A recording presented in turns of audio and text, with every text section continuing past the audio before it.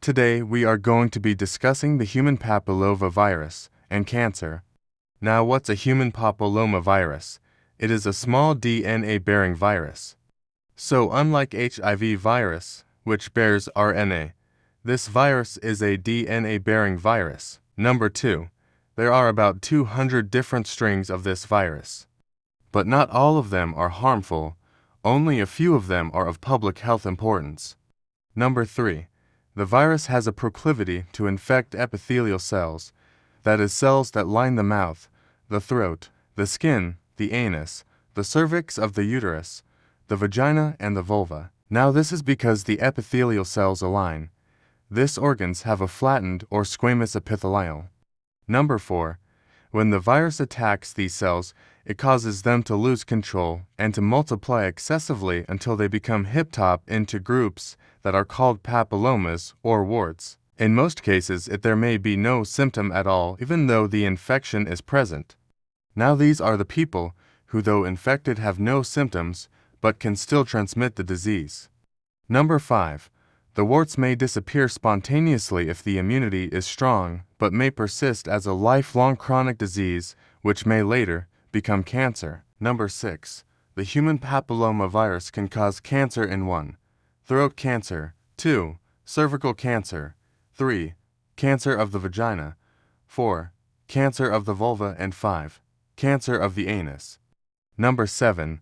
It is a sexually transmitted disease and can be transmitted through kissing, or a genital sex, heterosexual sex, or homosexual contact, that is gayism or lesbianism.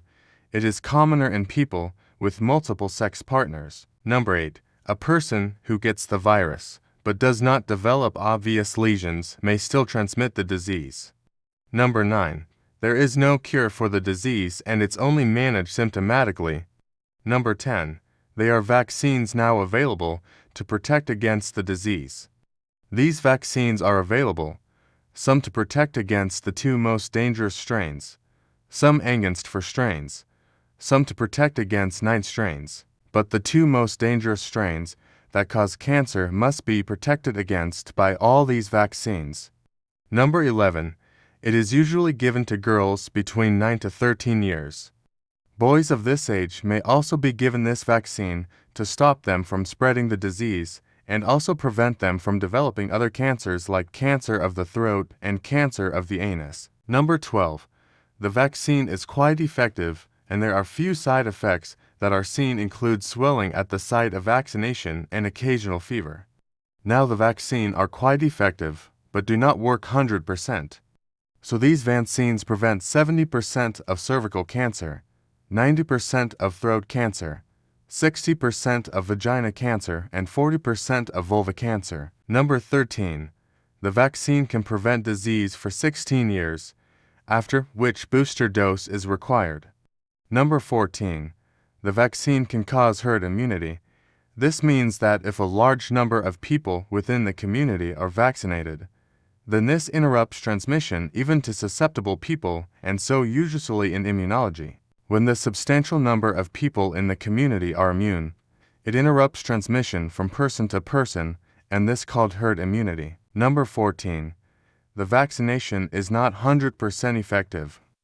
So, what that means is that routine screening must be done for people who are at risk of developing this disease. So people who are at risk of cancer of the cervix, people who are at risk of throat cancer and anal cancer, those of sexual groups should continue regularly taking swabs to check for the presence of cells that are undergoing cancerous change. This will include people who have oral or who participate regularly in oral sex.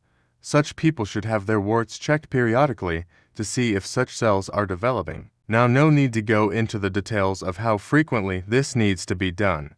Once you see your physician, he'll be able to explain to you how regular to which this mess can be taken and what action should be taken thereafter. Thank you very much. Don't forget to like this video, comment below, subscribe to the channel and hit the notification bell.